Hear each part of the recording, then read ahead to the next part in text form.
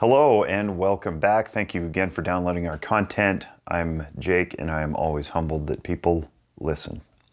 Today I want to talk about a very serious topic. It's something that's grabbed my attention a lot recently, and it seems to be happening in increasing frequency across the country.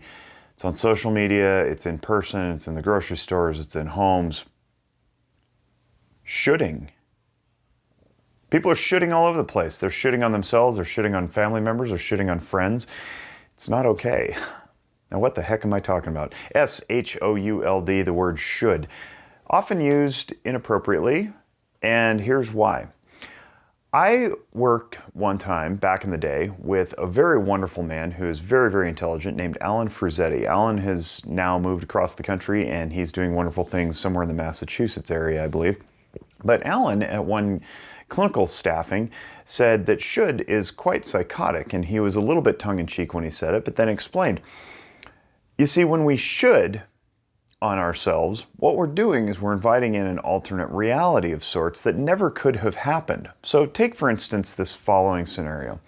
Say I'm walking along and I got a drink in one hand and a snack in the other, and I'm trying to text as I go, and maybe something catches my attention and I acknowledge the thing that caught my attention, and then I trip over some pulled up carpet. And I look back and I go, I shouldn't have done that. Well, if you factor in all the information, I was clumsy, I had my hands full, I wasn't paying attention, I was distracted, looking in too many directions. That's precisely what should have happened. I definitely should have tripped over the carpet given all the factors. Right? So when we talk about this shoulding, what we end up saying is, I think that a different kind of reality could have existed than the actual reality that played out. Now, the reason this is considered, a little bit psychotic is because we generally think of psychosis in terms of a departure from reality. It's a very loose definition and it's not applicable in all circumstances, but it works.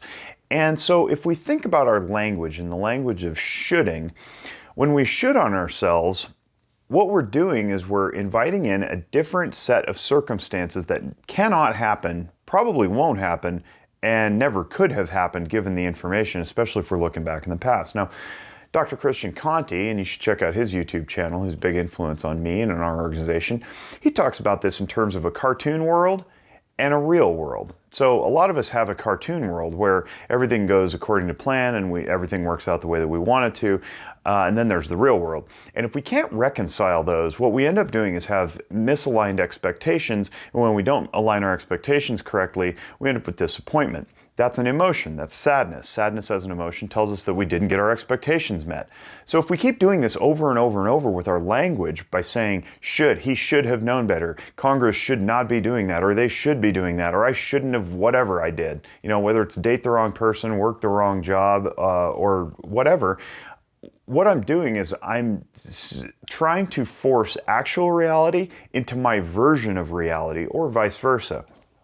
The way to alleviate that is to soften our language. We get away from the extremes like should, can't, ought not, must, have to, and move more into a I wish it would be nice if, or it seems to me that, or gee, it would be awesome if we blah, blah, blah, right? Instead of should. Now, there's another angle to shoulds. Shoulds often come in from what Carl Jung called an introjected belief. Now, that's not to be confused with interjection, which is when somebody jumps in the middle of your conversation and just starts talking. That's an interjection. An introjection is an unquestioned belief or assumption. Usually these unquestioned beliefs come from voices of authority from our past, parents, teachers, clergy, TV, movies, books. And so they all form our worldview. Our worldview is also that cartoon world. It is also that alternate reality that we wish could be, but isn't. So when we say something should have happened, what we're doing is we're recalling one of those introjected beliefs from a long time ago and putting it forward into present day as though it's actual. Another way of playing this out is if I'm talking to my children. This happens all the time in families. We should all over our kids. We say, you should know better. Well, how should the child know better? I have a 5 and an almost 3-year-old, and they definitely should only know what they've been taught.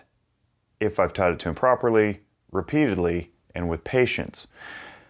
It's on me to teach them that. I don't get to blame them for failing to meet my expectations, whether or not they come from history or some unquestioned belief that was given to me, or whether I've just plucked it from thin air because I don't like the way that life is playing out. It's not fair to put that on other people. It's not fair to put it on ourselves. And really, it creates a lot of great anxiety and anger. It can result in a lot of anger if we're always shooting on ourselves because we're constantly comparing what we wish would happen with what's actually happening and not reconciling the two. If you like this, leave a comment down below. Please feel free to subscribe. We would like that as well. And email us if you'd like, info@zephyrwellness.org. If you have ideas on videos you'd like to see or questions you'd like to have answered, let us know. As always, we wish you great mental wellness. Take care.